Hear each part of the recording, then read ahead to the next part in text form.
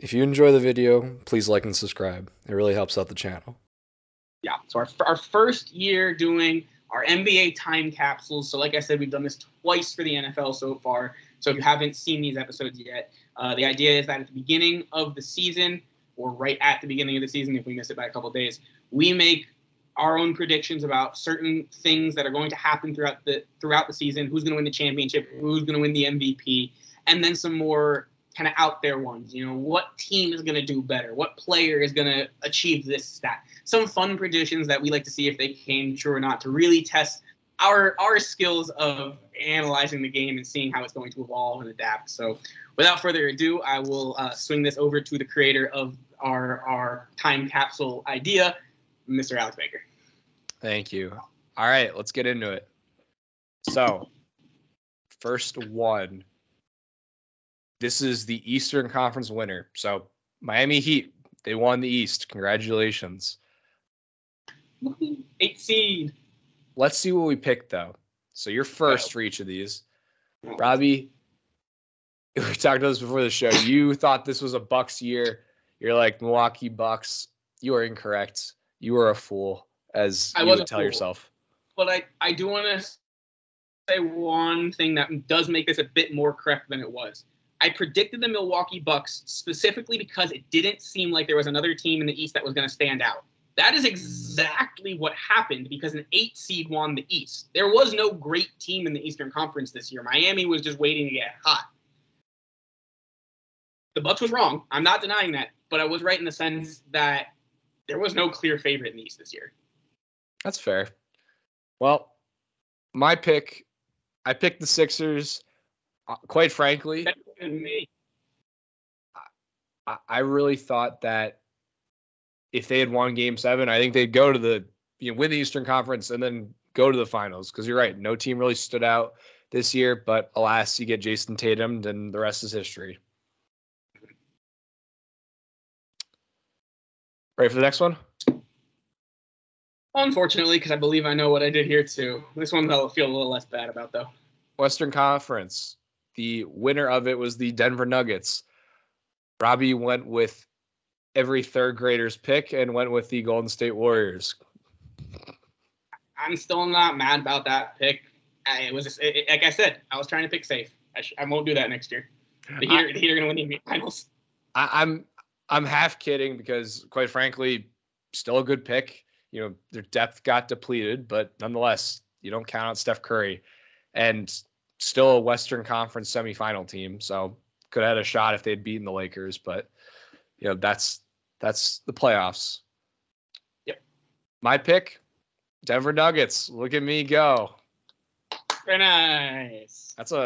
I feel pretty proud of that one because I don't think, man, I forget the last time I got one of these correct. Maybe it was in football, but I'm also not sure you would have definitely picked it during the season.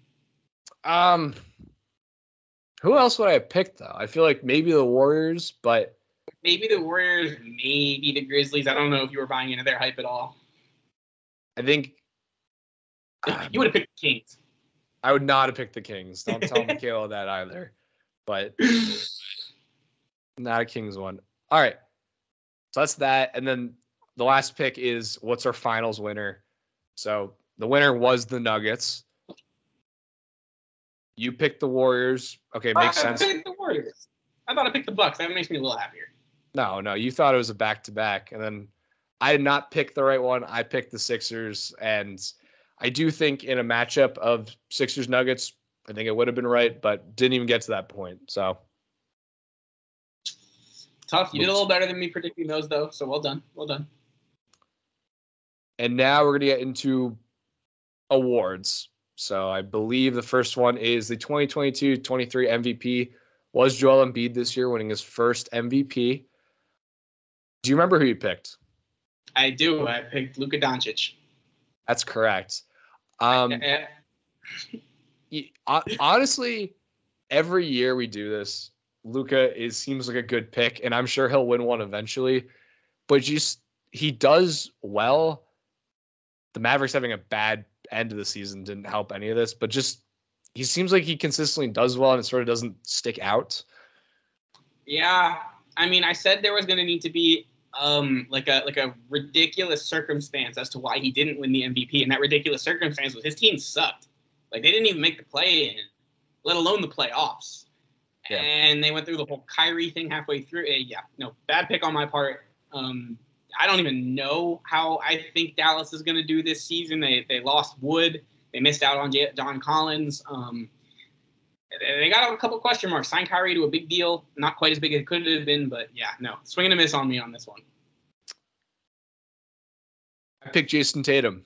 And not to defend my pick, but halfway through the year, I'd have been like, this is half decent. But the centers went on a run, and needless to say, they were the better pick compared to Jason Tatum. But Tatum finished fourth, though.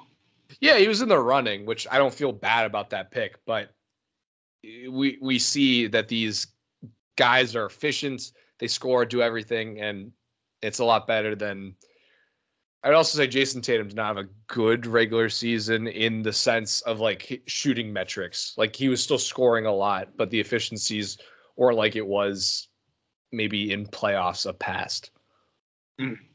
So maybe that's completely wrong, but that's just what it felt like. He was not a excellent 3-point shooter like I always see him do against the Sixers. So whatever, not mad, just disappointed. Yeah, gave my Heat a scare for 3 games. Yeah. Next award, Rookie of the Year. Paolo Banchero wins Rookie of the Year. I will say, I do remember doing this.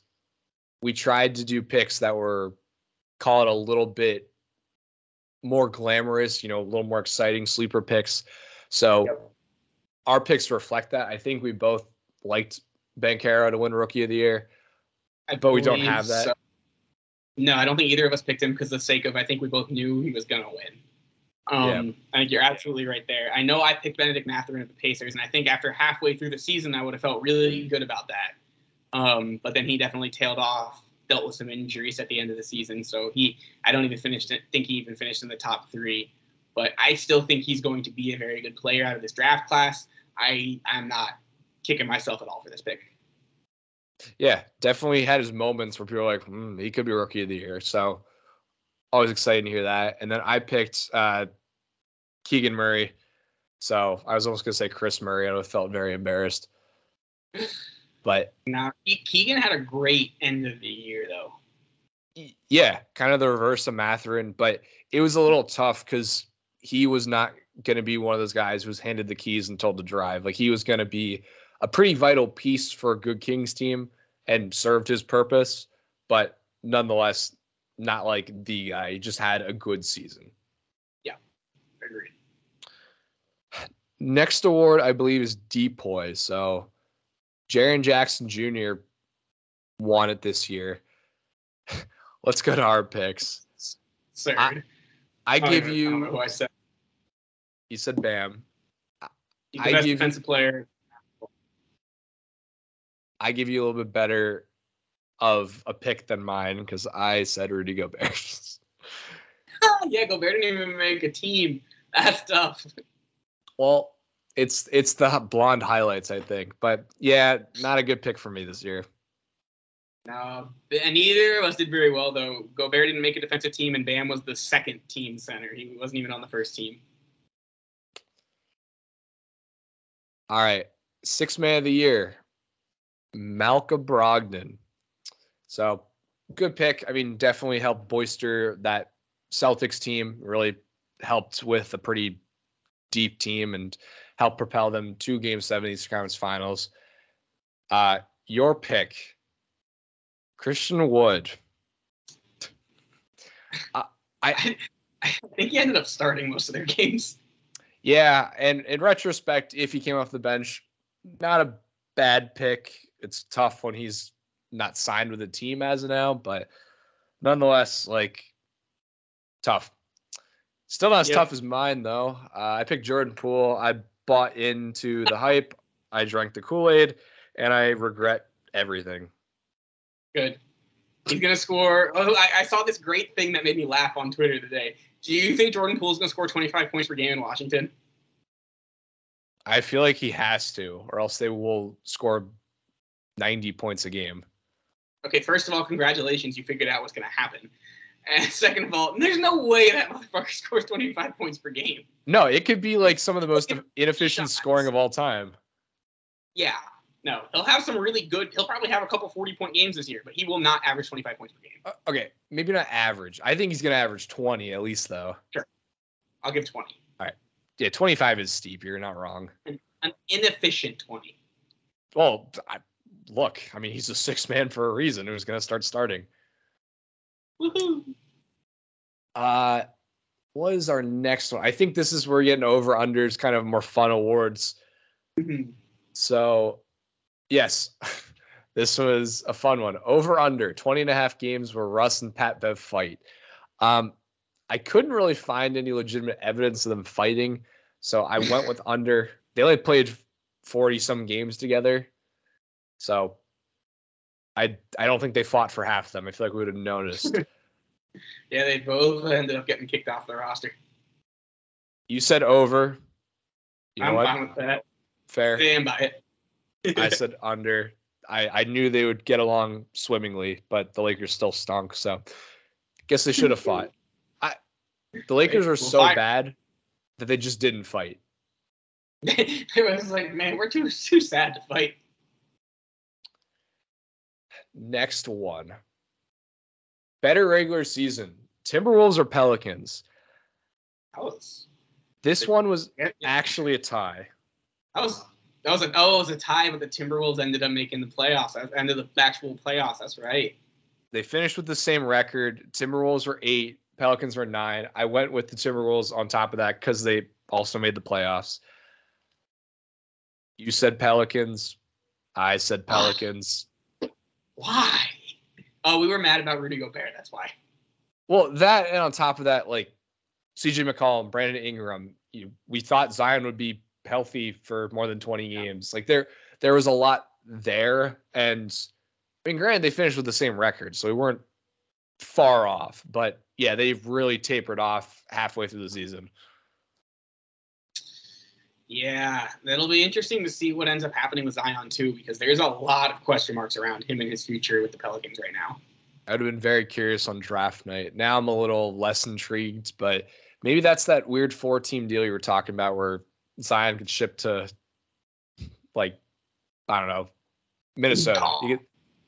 Utah, yeah. God. All right. Better regular season, Magic or Rockets? That was also a real close one, wasn't it? No, the Magic had a record of like 33 or 33 and 49, and the Rockets were like 21 and 61. Ow. I probably got this wrong. Not even close, because, yeah, like you said, you want the Rockets. I don't believe in the Magic. That's good for them, seriously. I trusted in the process that is the Orlando Magic, and I was not disappointed, so love it. And then they both draft bouncy point guards. That'll be, yeah, great. Time will tell that both teams are loaded up on 20-year-olds, so yep, exciting stuff. Average age of those kids, of those teams, is probably younger than you and I. Oh, yeah. Next one. Better regular season record, Mavericks or Clippers? I really hope I got this right, and I know I got it wrong. Oh, no. You very much were like, there's no way the Clippers can be good. They weren't. But they made the playoffs. I know. The Mavericks were way less good. I've actually said this is one that I'm satisfied that I got wrong because I do not like the Dallas Mavericks. Fair enough. But I'm still drinking the Kool-Aid. You're I got killing it. Right. Good job, man. You cooking. I don't think I've gotten a single one of these right yet. Don't worry, that'll change. Better regular season, Sixers or Heat? Regular season is... Yeah. I don't even care. I cheer. I know I got it wrong. I don't care. We kicked your ass. Incorrect. You got it right, Robbie. Oh, yeah. I was a little low on the Heat that season because they didn't really make a whole lot of moves. And I wasn't sold on Caleb Martin yet. But no, yeah. Okay. Well, whatever. He still had the better season and I got this right. So I'm happy. This is called a betrayal, folks, or a hedge. Robbie loves to do this and hold him accountable. But as a Sixers fan, I did it as well. So Okay. I think that's it for the regular season records. We'll move into some more over-unders. Or this one. Will a top 25 player be traded at the deadline? You can make an argument for Kyrie Irving, but the big one that is 100% true is Kevin Durant. They get traded basically at the deadline. So, yes. Yes, 100% yes. What do we say? Oh, for you. Whatever. I said no as well. So, Debbie Downers. Womp womp. But move on to the next one. Over under 50.5 wins for the Nets. It was under, I believe they had 45. This was before the trades. Oh, yeah. And I'll tell you what, before the trades, this looked like a surefire over. They were cooking. Yeah, they were. You trusted them that they would mess it up, and you were rewarded with a correct answer of under. Nice. What did they finish with? 44, 45? 45, I believe. Yeah. So close, but didn't get there. Yeah, and then he were like 3 bucks, and I think that he had 40. Yeah. Okay. I went over. Not even mad about it, but got it wrong. Yeah, that was a weird season for the Nets looking back. Like, you're right. They were really, really good for a stretch. And then a couple things kicked in. The whole Kyrie anti-Semitism thing happened and everything fell apart. Yeah, a couple things where they traded their 2 superstars. Well, that didn't help. God. Still got Ben Simmons. I hate it. He's going to be in that 4-team trade. You watch. I can guarantee it. He'll go somewhere, like in Indiana. Just watch the Heat are gonna get him and Dame, and then all of a sudden Ben Simmons is gonna be an all-star again. Cool. I look forward to watching him hit a jump shot in the playoffs. So good luck with that. The hell's a jump shot? True. All right. Will the Lakers make the playoffs? Answer this was yes. Kind of like last one. Was not looking good halfway through the season, but that's why we do the full season predictions. You said yes, and I was a hater and said no. You doubted LeBron. What was the rule in football for so many years? Don't count out Tom Brady. Don't count out LeBron James. Well, I will never count out Tom Brady, but Tom Brady would always make the playoffs. He was a little close to not making the playoffs. LeBron missed it once. Robbie, do you forget how bad they were this season up until the trade deadline? Yeah, and then something beautiful happened, and that's they remembered how to play basketball. No, their roster got a lot. I know. They off-sold Russell Westbrook and got pretty good role players. But I digress. I got it wrong. You got it right. Congratulations.